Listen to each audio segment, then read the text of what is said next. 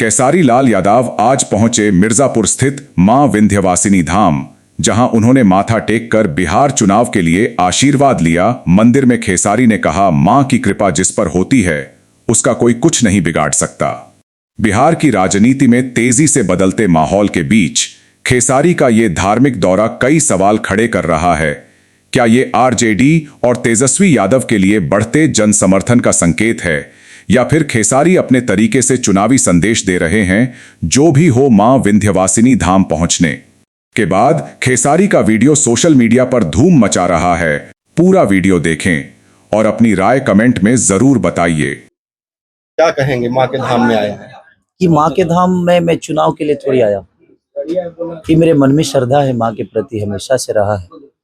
और आज नहीं कि हाँ चुनाव है तब मैं आया हूँ, मैं हमेशा से आता रहता हूँ। जब मुझे वक्त मिलता है तो टाइम निकाल के मैं प्रयास करता हूँ कि माँ का दर्शन करो, फिर अपने जीवन की शुरुआत करो। तो ये चुनाव के लिए नहीं, बल्कि वो मेरे मन में श्रद्धा है, और श्रद्धा के लिए कोई काम जरूरी नहीं है। श्रद्धा मन में होता है तो इंसान आता है।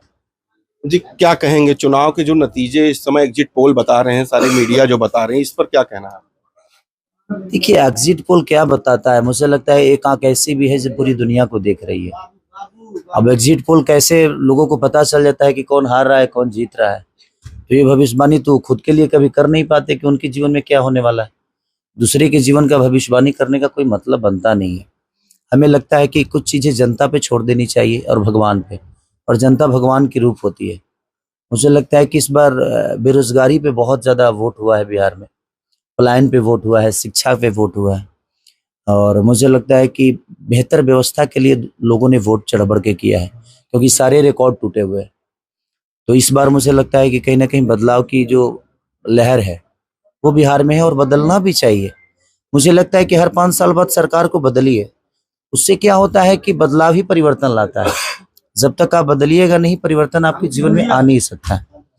तो बदलती रहेगी चीजें तो लोगों के अंदर एक डर होगा कि हम काम नहीं करेंगे तो हमें बदल दिया जाएगा। तो जात पात छोड़ के ना, हमें लगता है कि ना बेहतर व्यवस्था के लिए इंसान को वोट करना चाहिए। और हमारे जीवन में बहुत सारी चुनाव होती है, लेकिन वोट ऐसा चीज है ना कि उसमें सारी चीजों को साइड करके आपको किसी एक ही को चुनना होता है, और वो दुनिया का सबसे बड़ा अधिकार है आपके पास। क्योंकि इस पे ना बेटा का अधिकार होता है, ना बेटी का, ना बहू का, और ना ही बीबी का। दुनिया के किसी का अधिकार नहीं होता है आपके वोट पे। तो मुझे लगता है आपको एक बेहतर इंसान और बेहतर काम करने वाला, और आपके राज्य को या आपके विधानसभा को जो बेहतर बना सकता है, उसके लिए हर जाति से उठ के आपको काम करना चाहिए।